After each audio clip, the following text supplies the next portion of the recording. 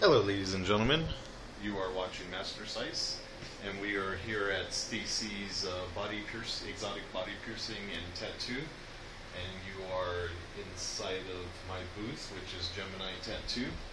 And today I'm going to talk to you about the Storm. I have a Storm, it's a rotary.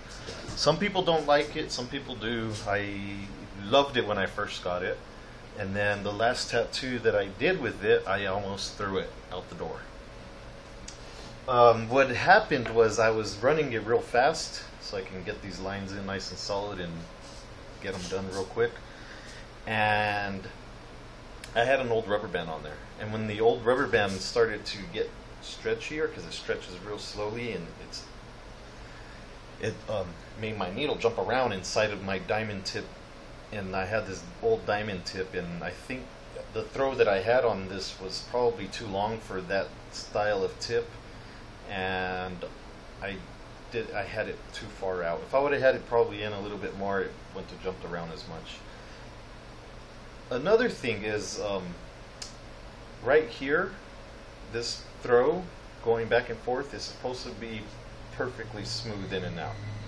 Now, right here, in between the arm and the frame, there was a little tiny gap, making a little tiny figure eight motion, which I was unaware of, until a guy named Billy, who has been tattooing since he was like 3 years old, pointed this out to me.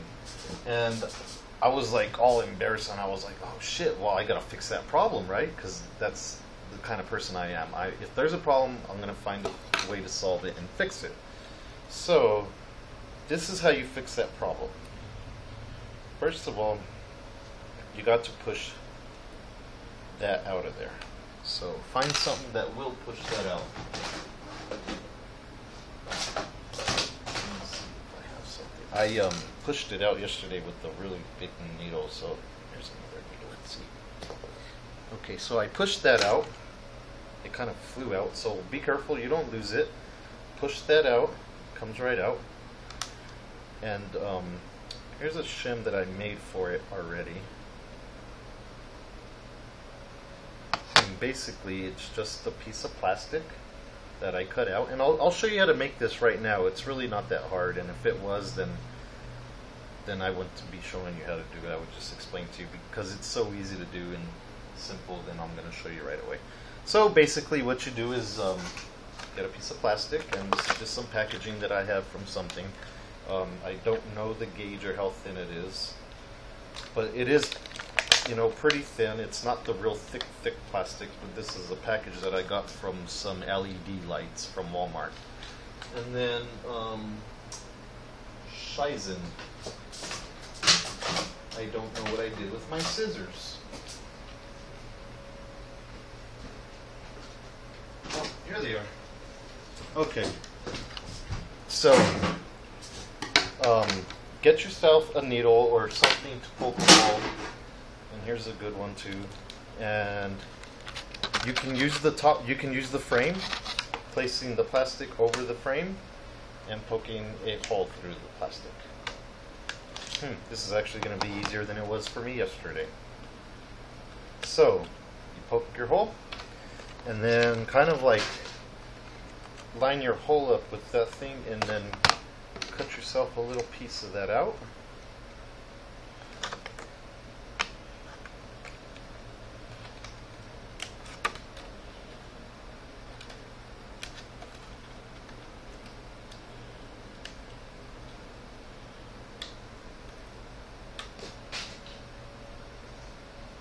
So I cut that out. Maybe I can cut off the excess plastic with the scissors. Try not to, it doesn't have to be perfect.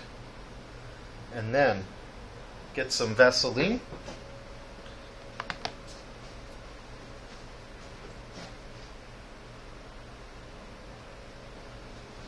Tiny bit of Vaseline, and put it on there on both sides. And then get your shim and put it on one of the sides.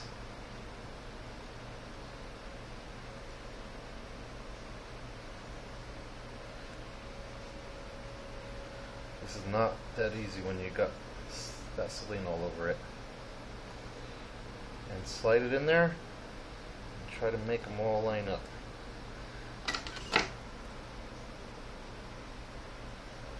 Get your needle, get it to line up, lined up pretty good. Get your rivet and slide it through the side that doesn't have it. That way you know you're lined up.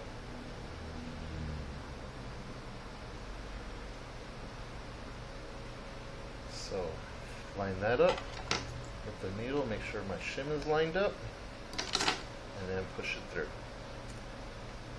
Now this part, when you push it through, you might want to get a piece of steel, put your frame on, and then get another piece. Probably can't see this, but here, maybe this will help. Get your machine, put it on a piece of steel, I don't want a hammer, and then get a hammer and tap that down, and easy fix. Now, there's usually a little bit of plastic that comes through that cleans it up. Let's see now. Let me turn it on.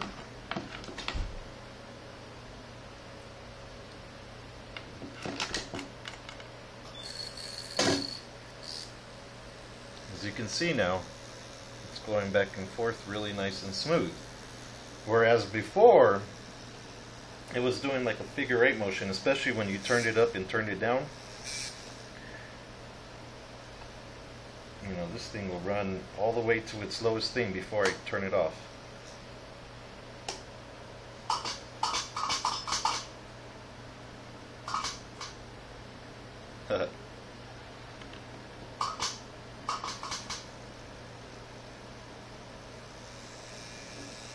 And that's how you fix the storm. Going to send this video to Friction Tattoo, so hopefully they will have solved this problem, and hopefully all of their new storms will come with shims in it. Hopefully a metal shim, one that won't wear out, because that plastic one will probably wear out. So I suggest, if you do have a storm, to turn it on and check it, or go like this and make sure that shim is still good in there.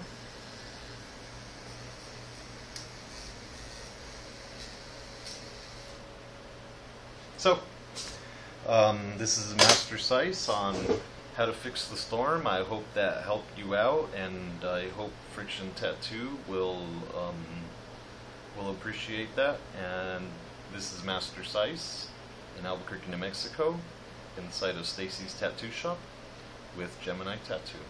Peace out.